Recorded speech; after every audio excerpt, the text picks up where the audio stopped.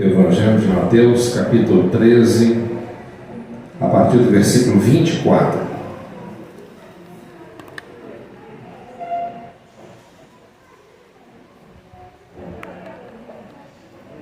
Quem encontrou, diga amém. Jesus lhe contou outra parábola. O reino dos céus é semelhante a um homem que semeou boa semente em seu campo. Entretanto, quando todos dormiam, chegou o inimigo dele e lançou o joio no meio do trigo e seguiu o seu caminho. Assim, quando o trigo brotou e formou espigas, o joio também apareceu. Os servos do dono da plantação foram até ele e perguntaram: Senhor, não semeaste boa semente no teu campo? Então de onde vem o joio? Ele, porém, lhe respondeu: o inimigo fez isso. Então os servos lhe propuseram: Senhor, queres que vamos e arranquemos o joio? Ao que o Senhor respondeu: não, pois ao tirar o joio, podereis arrancar juntamente com ele o trigo. Deixai-os, pois cresceis juntos até a safra, e no tempo da colheita direi aos ceifeiros: primeiro juntai o joio e amarrai-o em feixes para ser queimado, mas o trigo recolhei-o no meu celeiro. Amém? Os irmãos podem tomar o seu assento.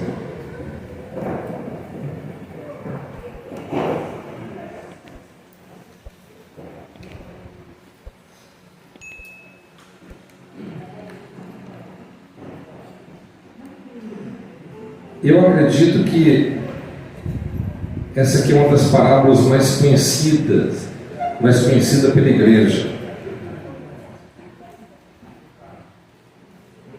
E aqui nós observamos Jesus, ele contando para os seus discípulos alguns dos mistérios do reino de Deus, e eles também tiveram as suas dúvidas. E o Senhor também o respondeu, dando-lhe a eles os devidos esclarecimentos, a interpretação dessa parábola. Quando eu leio essa parábola do joio e do trigo, eu me lembro muito bem da parábola onde Jesus ele conta que o inimigo ele roubou, ele tirou a semente que tinha sido lançada no campo. As aves do céu as comeram. E nessa parábola nós observamos que o inimigo, ao invés de tirar, ele colocou. Na parábola da semeadura, ele tira. Na parábola do joio e do trigo, ele coloca. Então observe, meus irmãos, que o Senhor aqui, ele explica essa parábola a partir do versículo 36. Ele diz assim: então Jesus se despediu da multidão e foi para casa. E seus discípulos aproximaram-se e pediram: explica-nos a parábola do joio da plantação. E Jesus explicou: aquele que semeou a boa semente é o Filho do Homem. O campo é o mundo, e a boa semente são os filhos do reino. O joio representa os que pertencem ao maligno. O inimigo que semeou o joio é o diabo. A colheita é o final desta era, e os ceifeiros são os anjos. Da mesma maneira que o joio é colhido e jogado ao fogo, assim será o fim desta era. O Filho do Homem mandará os seus anjos, e eles ceifarão do seu reino tudo o que causa tropeço e todos os que praticam mal. Eles os lançaram na fornalha ardente, e ali haverá pranto e ranger de dentes. Então os justos reluzirão como o sol no reino do seu Pai, até que todos os ouvidos para ouvir que ouça. Então aqui o Senhor Jesus, ele conta e identifica ali quem são desses 7 exemplos aqui que ele deu. Nós observamos aqui, meus irmãos, que o joio está dentro das igrejas. E não compete a nós sabermos, porque essa capacidade é dada somente a Deus. Somente a Deus. Somente Deus, ele sabe quem são aqueles que são filhos dele e aqueles que não são filhos. Somente ele tem os atributos necessários para identificar quem são os verdadeiros e os falsos. A Bíblia diz que o Filho do Homem, que é Jesus, ele semeou a boa semente. E naquela época, na Palestina, havia muitos casos assim, de uma forma literal que eu digo. Porque quando uma pessoa não gostava da outra, tinha algum problema, algum tipo de rivalidade, tanto no campo comercial ou pessoal, e quando eles percebiam que estavam no momento do plantio, os adversários iam ali e semeavam o joio no meio do trigo. E ia embora, durante a noite. Só que isso pode ser percebido, porque o joio é como uma erva daninha que é semelhante, muito parecida com o trigo. E você só consegue identificá-lo quando eles estão já crescidos ou prontos para a colheita. Por quê? Porque essa erva daninha, vamos dizer assim, esse joio, se for colhido juntamente com o trigo em uma maior quantidade, isso pode trazer uma intoxicação para aqueles que vai absorver ali daquele alimento. Então nós observamos, contextualizando e aplicando para os nossos dias, se na igreja também tiver mais joio do que trigo, isso traz um problema terrível, um desequilíbrio enorme, porque o joio ele causa intoxicação, o joio traz envenenamento, o joio ele traz muito problema. Por quê? Porque ele absorve primeiramente nutrientes que poderia estar sendo dado ao trigo. Ele cresce juntinho e as suas raízes se entrelaçam a ponto, se você quiser arrancar o joio, por isso que o Senhor orientou, não tem como tirar o joio, agora não tem como, porque se você arrancar o joio, você arranca o trigo também. Então deixa para o dia da colheita, porque no dia da colheita nós vamos fazer a separação, porque o trigo ele tem o seu conteúdo. O trigo ele tem o seu valor, o seu peso, ele tem os seus nutrientes, ele tem ali a sua semente, mas o joio é apenas palha.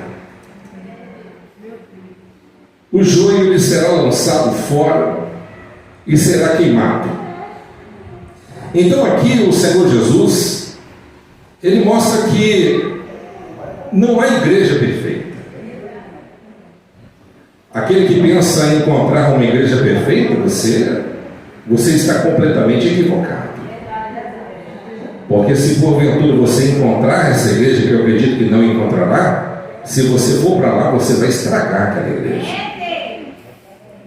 Porque nós, meus irmãos, observamos que o joio ele pode ser identificado, mas nós não temos condições de julgar, porque somente, como eu disse, só o Senhor lhe tem essa capacidade. O propósito dessa mensagem de hoje é você saber, é você fazer uma avaliação pessoal. Eu sou joio ou eu sou trigo? Amém? Eu sou joio ou eu sou trigo? O que nós podemos fazer diante dessa parábola, desse ensinamento, não é julgar o nosso semelhante, é fazer uma introspectiva pessoal e realmente vermos se realmente nós temos as características que o trigo tem. Quem está me compreendendo? Amém? Então aqui o Senhor Jesus, ele orienta que aquele que é trigo, ele tem fruto. Amém? Ele tem fruto. Vamos ver o que o Senhor Jesus disse no capítulo 7, no versículo 20, ele diz assim: portanto, pelos seus frutos o conhecereis. Então, como que você conhece a árvore? Pelo seu fruto. Então, Jesus lhe disse: portanto, pelos seus frutos o conhecereis. Então, o trigo, como já disse, ele cresce junto com o joio. Mas o joio, ele é uma farsa no meio do trigal. Ele é uma farsa e ele traz muitos danos. Muitos danos. Mas o Deus Todo-Poderoso, ele diz que no dia da ceifa, no dia do juízo, naquele grande dia do Senhor, os seus anjos farão a separação entre aquele que serve a Deus e aquele que não serve. Aquele que simplesmente tem carregado o nome de Deus na boca, mas não tem carregado no seu coração. É aqueles que são crentes nominais, que muitas das vezes dizem que Deus existe. Na sua vida diária, ele prova categoricamente que não existe. Então, o que pode ser representado como fruto? Gálatas, o Senhor disse no capítulo 5, 22, ele disse: entretanto, o fruto do Espírito é amor. Amém? Amor. Aquele que é trigo, ele ama. Porque o sinal de uma pessoa que é filha de Deus é aquele que ama. João disse: porque Deus é amor. Então aquele que não ama o seu próximo, o amor de Deus não está nele, porque ele não é de Deus. Então, uma das características é o fruto, e o fruto primeiro é o amor. Mas amar aquele que te ama é muito fácil, diz Jesus. Amar aquele que sempre está ao seu lado, oferecendo o seu ombro amigo, pronto sempre para poder ajudar você, é muito fácil. Mas Jesus, ele disse que nós devemos amar os nossos inimigos. Jesus, ele disse que você tem que orar para aqueles que o perseguem. Jesus, ele disse que você tem que amar aqueles que te caluniam. Mesmo você sendo injustiçado e injustiçado, você tem que amar o seu próximo. Amar assim como Cristo nos amou. Então essa é a característica. Mas o joio não. O joio, ao invés de amar, ele cria contendas. O joio, ao invés de promover a paz, ele promove a discórdia. O joio, ao invés de promover o amor e a reconciliação, ele é um destruidor e demolidor de pontes de reconciliação. O joio, ele é infrutífero. Aparentemente parece de Deus, mas não é de Deus. Os seus frutos não caracterizam que ele é de Deus. Ele é inútil, mas não compete a nós fazermos o julgamento e muito menos a separação. Sabe por quê? Porque, por exemplo, vamos supor, nós não temos essa capacidade. Suponhamos que nós teríamos essa capacidade de julgar e saber identificar quem é o joio. Aquele ali é o joio. Aí você pensa assim, suponhamos que nós teríamos essa capacidade que nós não temos. Você vai falar assim, vou arrancar aquele joio e vou resolver o problema da casa do Senhor. Mas só que esse joio, ele é amigo de um trigo. Ele é amigo do trigo. O trigo gosta dele, o trigo ama ele, tem algumas afinidades pessoais. Aí você arranca o joio e vai embora o trigo também. Você elimina o que não presta, mas também sai aquele que presta. Por isso que a Bíblia diz: deixe os dois. Deixe os dois. Deixe os dois aí.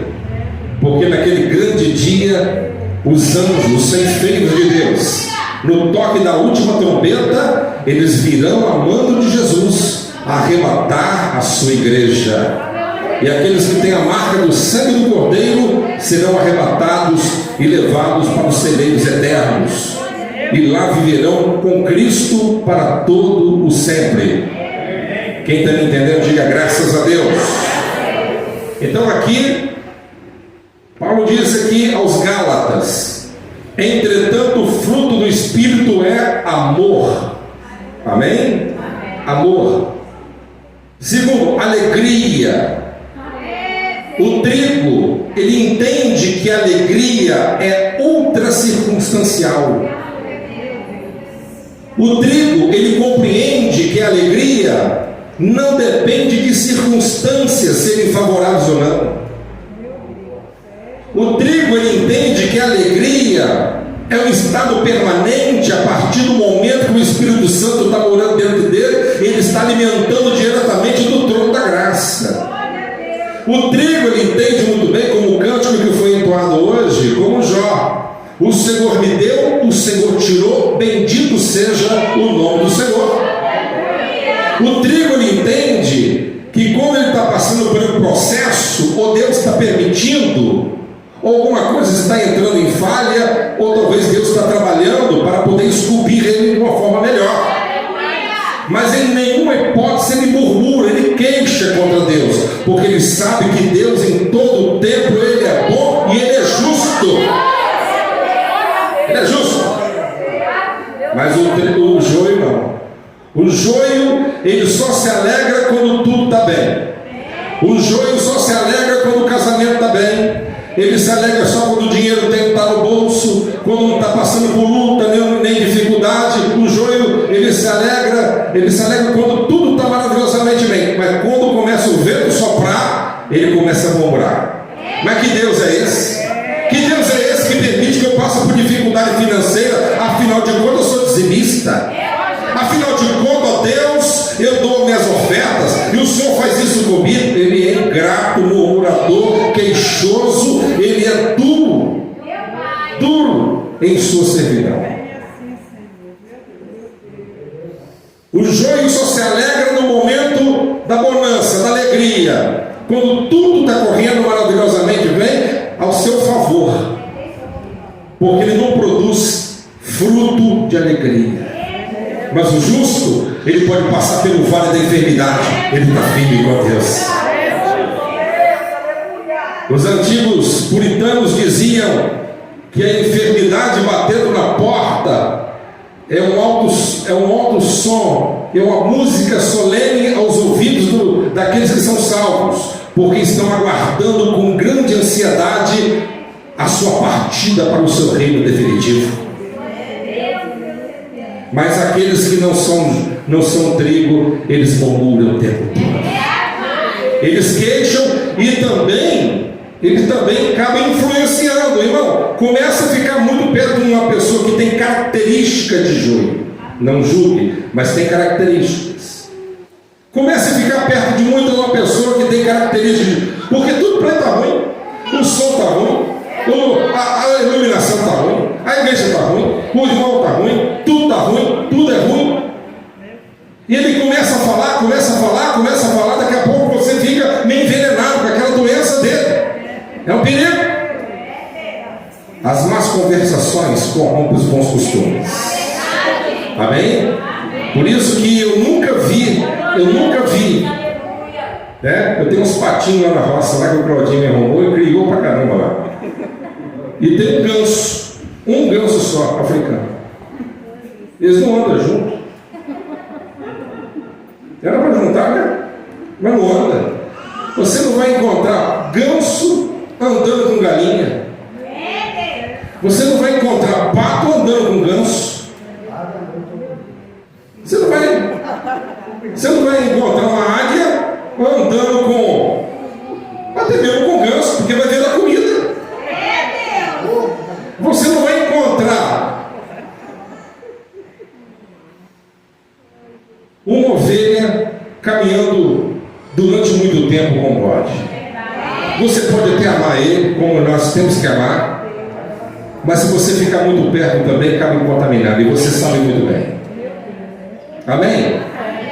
Então é muito bom, por isso que a Bíblia diz em Atos dos Apóstolos, que quando os cristãos se reúnem, é para poder profetizar, falar salmos, cantar em línguas, profetizarem, contar testemunhos e maravilhas, algo que venha promover edificação. Por isso, meus irmãos, aqui nós encontramos o fruto do Espírito é amor. Amor. Como eu disse na parábola na parábola da semeadura, a semente foi arrancada, foi roubada, foi tirada do coração do homem. Nessa parábola, a semente maligna foi colocada. Amém? Foi colocada. Por isso nós podemos observar e contextualizar, entendendo o seguinte: a boa semente é a palavra de Deus, é o Filho do homem.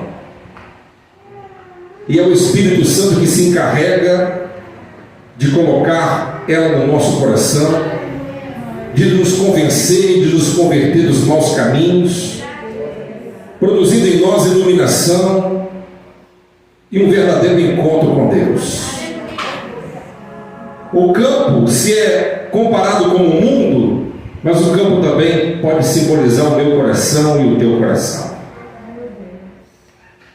Por isso, meus amados irmãos, nós devemos sempre meditar na palavra de Deus. A palavra de Deus tem que estar não somente na sua boca, mas também no seu coração, na sua mente, no seu coração.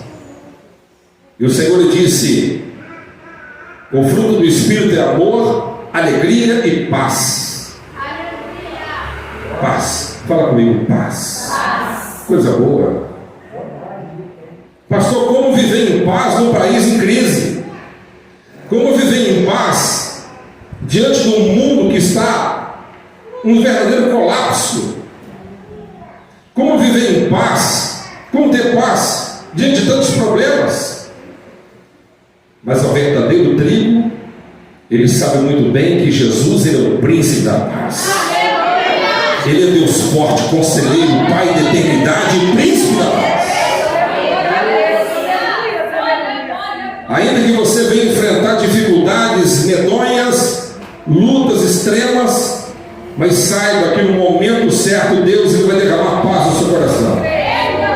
Paz no meio da dificuldade, paz no meio da luta, paz no meio do vale. Porque a paz de Deus nos concede uma revigoração espiritual, uma revitalização espiritual que o mundo não entende e não compreende. Por isso tem muitas pessoas inquietas. Eu não vejo aqui nessa noite, mas eu consigo observar em muitas das vezes, em muitas igrejas, por todo o mundo, pessoas que não têm muita paciência mais de ouvir a palavra de Deus. Pessoas que já não têm mais sossego na alma. Pessoas que não se dedicam mais espiritualmente diante de Deus, porque o tempo que tem, ele está alimentando ali, olhando ali, redes sociais, está sempre viciado, sempre alienado em uma coisa, mas não desvencilha dessas coisas que tem te amarrado a tua vida. Tem pessoas que às vezes estão no culto, ouvindo a palavra de Deus, não estou vendo ninguém aqui, tá? Não estou jogando ponto para ninguém. Estou falando de uma forma geral que isso acontece. Pessoas que estão dentro da igreja e ao mesmo tempo o pregador pregando a palavra e está conversando com o irmão que está dentro da própria igreja.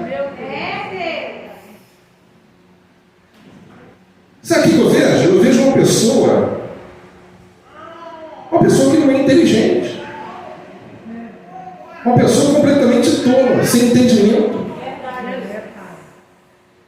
Olha só o desprezo que essas pessoas têm demonstrado para com Deus. Não tem fruto de respeito, não tem fruto de temor.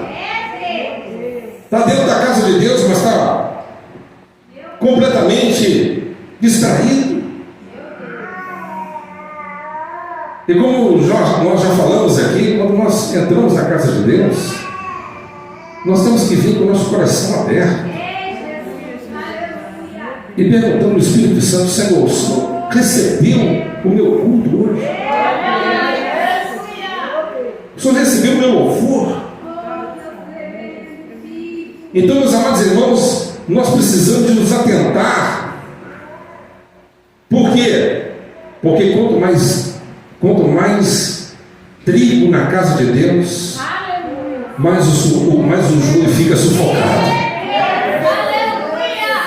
Amém? Vamos sufocar o joio. Aleluia. Amém? Vamos sufocar o joio. E hoje estamos vivendo numa sociedade, em igrejas, que muitas das vezes, como dizia o príncipe dos pregadores, Charles Spurgeon, será que nós estamos alimentando ovelhas ou divertindo bodes? Tem muitos pastores que estão divertindo bodes.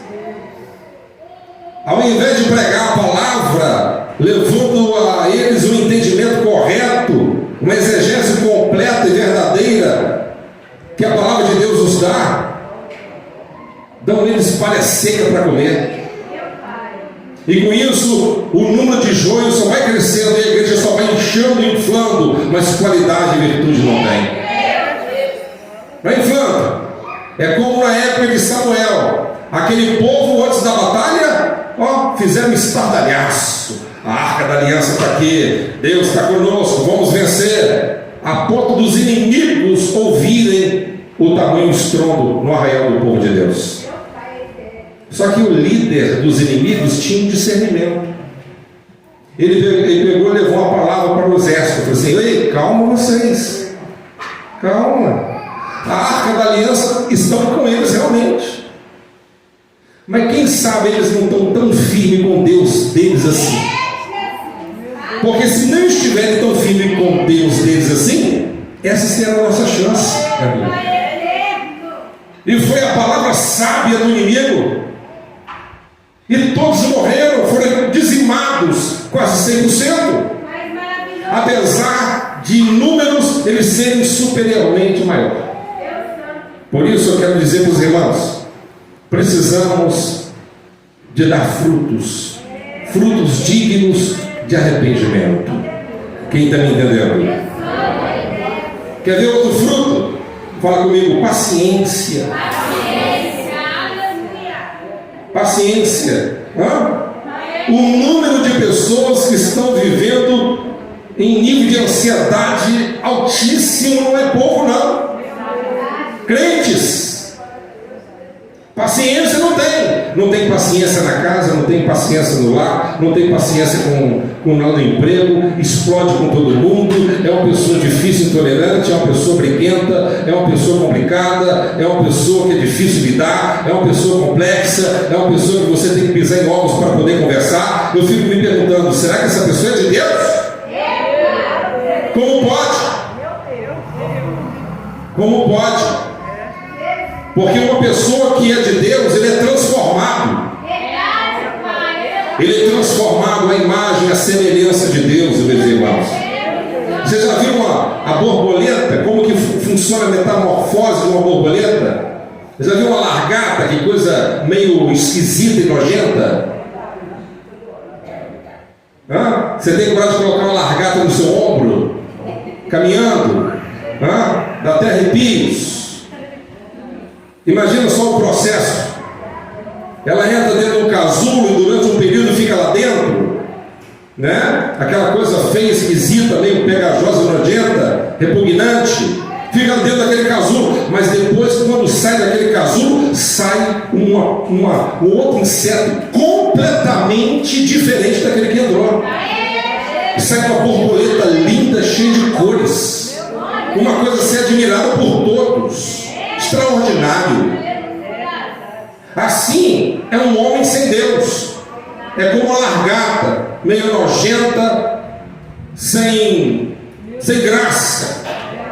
Mas quando entra no processo de transformação, e quando transformada, ele vira uma borboleta, ele vira um instrumento para a glória de Deus.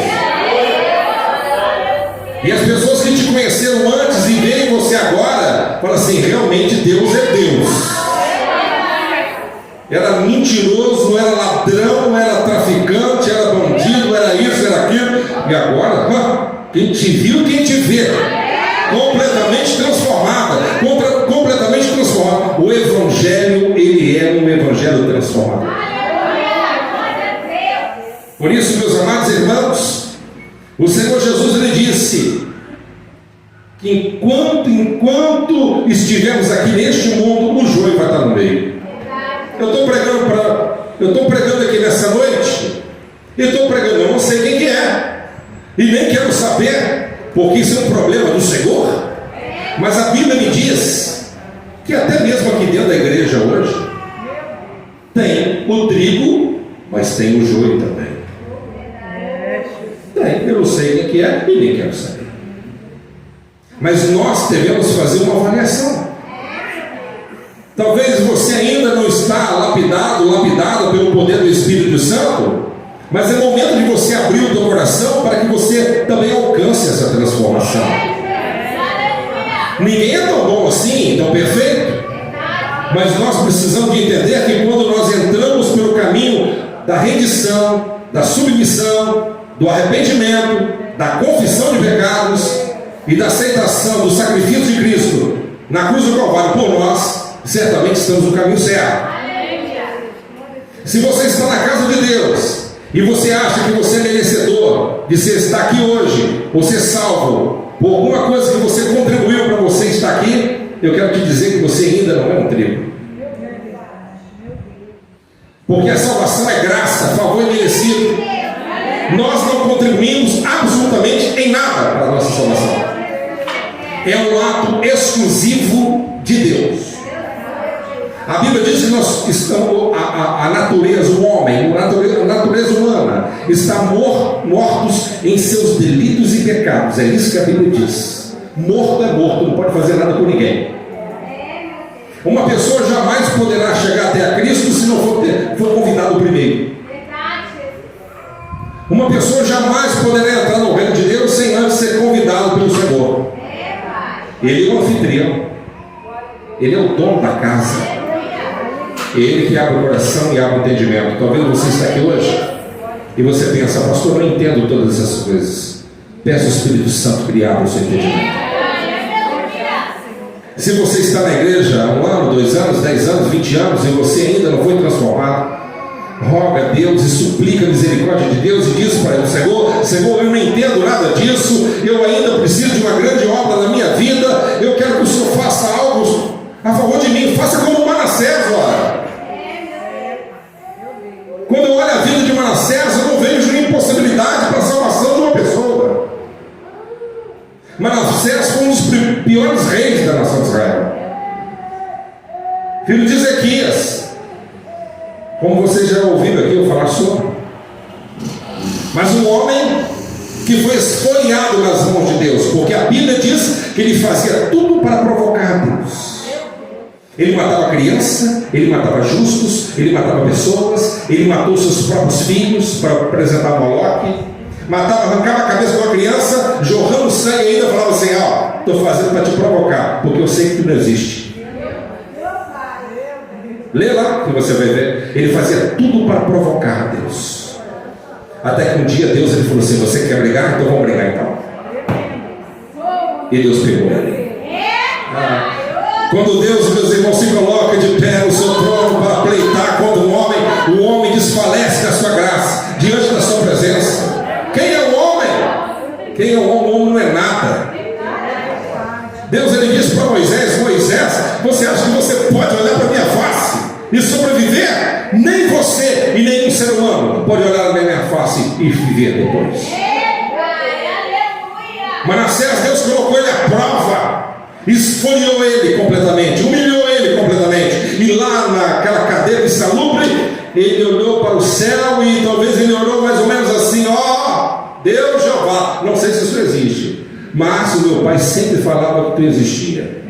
Morreu dizendo que tu era Deus. Não faço ideia que tu és, mas se porventura tu fores verdadeiro, se revele a mim. Se tu realmente existe, eu faço uma aliança contigo. Se o Senhor me tirar desse lugar, se o Senhor me tirar dessa cadeia e me permitir que eu volte para a minha nação novamente e me reentregar novamente no posto que antes eu estava legislando, eu prometo ao Senhor que eu vou fazer uma nova reforma no meu país e vou proibir adorar outro Deus a não ser o Senhor. Deus, ele pegou, bateu o martelo. Está feito. Irmão, Deus, ele gosta de gente de decisão. Deus, ele gosta de gente de opinião. Deus não gosta de crente morno, não. Crente morno provoca vômito em Deus. Onde que você encontrou essa tecnologia? Apocalipse capítulo 3. Amém? Crente morno produz vômito em Deus. Produz vômito. Ou que você seja frio ou quente, mas aquele que é morno será vomitado da minha boca, diz o Senhor. E assim como Deus, ele transformou e perdoou os pecados de Manassés, ele cumpriu seus votos a Deus. Então, meus amados irmãos, faça uma aliança com Deus Todo-Poderoso, se entregue verdadeiramente na presença de Deus. Se você não tem dado frutos significativos para o reino, humilhe-se diante do teu Deus Todo-Poderoso e saiba de uma coisa: que o mesmo Deus que foi há 5.000 anos atrás, 1 milhão de anos atrás, é o mesmo Deus de hoje. Estamos ouvindo hoje um evangelho completamente desidratado, um evangelho místico, um evangelho que dá nojo de ouvir aqui na nossa nação brasileira. Um evangelho que muitas vezes o pregador não prega 30 minutos, mas fica 2 horas pedindo oferta. Uma igreja que você entra e sai do mesmo jeito. Só tem cântico, só tem louvor, só tem música, só tem dança, só tem teatro, só tem entretenimento. Palavra não tem. Na hora da oferta, 3, 4 ofertas no culto. Um evangelho podre, um evangelho desnutrido, desidratado, que não tem produzido arrependimento no coração do pecador. Mas as verdadeiras ovelhas não ficam nesses lugares, não. As verdadeiras ovelhas conhecem a voz do seu bom pastor, meus irmãos. As verdadeiras ovelhas conhecem a voz do seu bom pastor. João capítulo 10, o Senhor, ele diz: as minhas ovelhas, quando ouvem a minha voz, elas me reconhecem. Você reconhece a voz do seu pastor, que é Jesus? Então, meus amados irmãos, que você possa ter paciência. Paciência. Quando você se deparar com uma pessoa que ainda não se converteu, tenha paciência. Deus teve paciência com você. Você lá no mundo bebeu muita cerveja, você se prostituiu, usou muitas drogas, você foi idólatra, pagão miserável, você mergulhou no pecado com toda vontade, e no momento aprazado Deus te escolheu, te resgatou, te lavou com o sangue dele, e hoje você é um príncipe, uma princesa de Deus, na casa de Deus. Mas Deus esperou o momento certo para poder resgatar você. O que nós temos que fazer? Não é julgar o nosso irmão, nós temos que orar pelo nosso irmão. Não é porque o seu irmão ele tem algumas características que parecem um joio, mas talvez não é. Talvez ele ainda não foi transformado, talvez ainda ele não foi iluminado, talvez ele ainda não teve um encontro verdadeiro com Deus, talvez ele encontrou uma religião, mas não encontrou o Deus Todo-Poderoso. Assim como Nicodemos, que era o príncipe da religião judaica, mas não tinha nascido de novo. Conhecia a Bíblia, mas não conhecia o Deus da Bíblia. Conhecia o templo, mas não tinha se tornado o templo. Conhecia a letra, mas não conhecia o Espírito. Amém? Bondade. Outro fruto, bondade. Fala comigo, bondade. Eu conheço muita gente que é honesta. Quem conhece gente honesta aí? Que é ímpio, honesto. Tem muita gente boa. Sim ou não? Tem sim. Será que tem? Será que tem? Aparentemente tem, sim ou não? Quantas das vezes a gente já fala assim, poxa vida, aquele cidadão, aquela fulana, é um cara legal, é uma mulher, gente boa, honesto, íntegro, não dá cano em ninguém, se não puder ajudar, não atrapalha, só falta Jesus. Já viu gente falando assim? Faltou Jesus, faltou tudo, legal. Está faltando tudo ainda. Porque você não é salvo porque você pratica boas obras, você é salvo para praticar boas obras. Se você tem alguns acertos, há centenas e milhares de erros que você comete. A Bíblia diz que se você falar assim, eu não peco, você já está cometendo um pecado. E aquele que se acha bom já está condenado. Mas tem gente que é honesto. É honesto com as coisas do mundo quando ele compra, paga direitinho. O senhor não é honesto com as coisas de Deus. O senhor não é honesto com Deus. Porque Deus não vai te cobrar e não vai te negativar lá no SPC, no Serasa, mas Ele vai te negativar no céu. Porque você às vezes é avarento, soberbo. Meus amados irmãos, temos que ter um coração de Deus, uma pregação dura. É difícil? É difícil.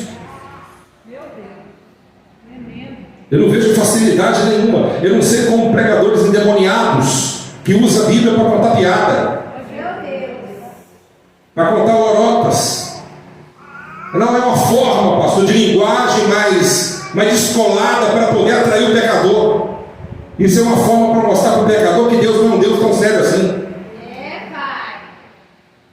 Eu não encontro graça nenhuma quando eu leio a Bíblia. Não tem graça, não tem piada aqui.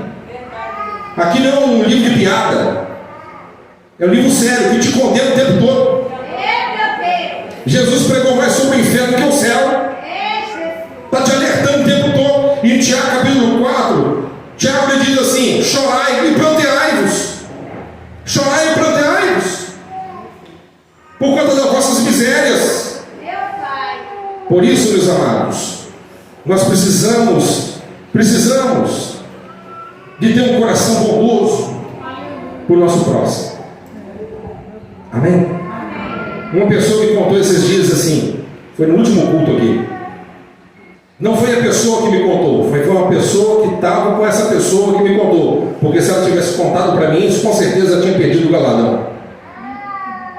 Mas a pessoa que estava com ela, presente, me contou. Falou assim: eu estava com essa fulana semana passada na rua. Olha só que interessante essa pessoa me contou. Eu estava com essa pessoa, de repente a gente passou assim, andando na rua, e tinha um mendigo sentado no chão. Mendigo sentado no chão. Aí, essa irmã sentiu o Espírito Santo, falou assim: volta lá e ajuda ele. Porque além de você estar fazendo bem, é um filho meu, está afastado, não é filho dele, desviado. Aí ela pegou e falou assim, com aquele que estava com o companheiro ali: ó, vou no mercado ali, eu tenho que comprar um negócio. Ele comprou uma sacola e pegou um tanto, levou ali, deu a mão do rapaz que estava sentado no chão e deu a ajuda que precisava. O rapaz chorou, falou de Jesus para o rapaz. Amém. Ela foi embora. Falou assim que no dia seguinte ela precisava de bater uma meta de R$400 mil. Ela é representante de uma empresa. Ela bateu a meta em um dia do mês inteiro. E o Senhor disse para ela assim: quem ajuda o pobre, a mim empresta. Amém? Faça o bem. Seja bom. Seja coração duro, não. Abra o coração. Ajuda o seu semelhante. Ajuda a obra. Vamos ver a obra crescer. Vamos ver a obra evoluir. Bondade. Mas o joio escrito na Bíblia tem que ofertar, né? Negócio de dízimo é do Velho Testamento. No Outro Testamento não tem não. Você precisa estudar um pouco mais, se você é um neófito. Verdade, Deus. Dízimo não é coisa do Velho Testamento. E não é coisa da obra de Moisés. Não é de lei de Moisés. O dízimo existe 400, é uma prática já exercida há 400 anos antes de Moisés nascer. O próprio Abraão, ele apresentou o Senhor diante do rei Melquisedeque, rei de Salém, da antiga Jerusalém, que era sumo sacerdote, tipologicamente a pronta para Cristo. Apresentou ali o dízimo de tudo quanto tinha. O que aconteceu? Melquisedeque, sumo sacerdote, colocou a mão na cabeça dele e abençoou ele com toda a sorte de Deus. Não, porque dízimo é lá de Levítico. E quem te falou que Jesus é da tribo de Levi? Ele é da tribo de Judá, meu amado. Tem que estudar. Ele não é da tribo de Levi. Realmente a era levítica acabou. Mas lá em Hebreus está escrito que Jesus, ele é da geração de Melquisedeque. O sacerdócio dele é eterno. Mateus 23, 23. Jesus disse assim: vocês não somente devem ser fiéis aos dízimos, fiéis a Deus, não somente com relação aos dízimos, mas devem ser fiéis também os grandes mandamentos. Porque aquele povo ele era tão meticuloso com relação à devolução do dízimo, que oferecia até hortelã, cominho e edro ao Senhor, mas não praticavam os primeiros mandamentos, os grandes mandamentos: amar a Deus, amar ao próximo. Eram injustos. E Jesus não aboliu, não aboliu, pelo contrário, ele falou assim: pratique os grandes, sem esquecer os pequenos. E aquele que acha penoso devolver a 10ª parte, talvez seja gratificante para você doar tudo, porque na igreja apostólica todo mundo doava tudo que tinha. Aí você escolhe qual que é melhor. Mas quem faz esse tipo de pergunta é quem não entendeu completamente nada. E se você se pergunta, você faz esse tipo de pergunta, não dê, porque o seu dízimo não será aceito. Ainda que caia aqui dentro do gasofilaço, mas não será aceito pelo Senhor. Dízimo é reconhecimento. Dízimo é gratidão. Dízimo é você olhar para o céu e agradecer ao Senhor: Senhor, obrigado, porque eu reconheço o que vem da minha mão é o Senhor que deu. E vocês observam que lá no início do mundo, o Adão, ele tinha 2 filhos, e um deles foi Abel. Abel pegou o seu cordeiro melhor que ele tinha no rebanho. Ele pegou um cordeiro podre, bichado, manco, quebrado, feio. Não, pegou melhor. Pegou o cordeirinho, olhou ele e levou para o altar de Deus e falou assim: Jeová, ó Deus, toma aqui, eu quero apresentar ao Senhor o cordeirinho mais bonito que eu tenho. Aí Deus Todo-Poderoso olhou e falou assim: tá bom, meu filho, eu recebo, estou vendo que está vindo de coração. Aí veio Caim. O Caim já fazia tudo por obrigação. A Bíblia diz que o motivo foi falta de fé. Não apresente a Deus se você não tiver fé. Não dê por obrigação, não. Tem que ter fé. Isso é conversão, meu amado. É conversão. Quem não entende isso é porque não converteu. Falta conversão. O Caim pegou lá, imagina, né? Pegou lá tudo que sobrou lá e colocou, e Deus não se atentou. Deus não gosta de porcaria. Deus não gosta de porcaria. Deus ele olha a intenção, não é a quantidade, é a intenção do teu coração. Ficou irado com o irmão dele. Por quê? Porque Deus se atentou pela oferta do seu irmão, mas não atentou para ele. Então não adianta ficar irado com o seu irmão, porque muitas vezes ele recebe mais graça do que você. Porque Deus ele pesa o coração. Quem me entende? Você tem que honrar a Deus em toda a sua forma de viver, meu irmão. Amém? Ainda que você não entenda e compreenda tudo que eu estou dizendo e muito mais, mas você precisa apresentar diante de Deus como um menino, como disse Jesus. Se não for como uma criança, não entra no meu reino. Tem que chegar diante de Deus desarmado, espiritualidade, seus pensamentos pessoais carnais de lá e falar assim: Deus, estou aqui, revela-me a mim, para que eu venha ter uma experiência com o Senhor. E você vai ver que Deus vai se revelar a você, que você vai provar o melhor de Deus na sua vida. Seja bom, seja bom. Você ser um bom ofertante, um dizimista, não vai salvar você, mas é o complemento. Amém? Quem está me entendendo? Cornélio, ele não era salvo. Cornélio não era salvo, ele era um centurião romano, não era salvo.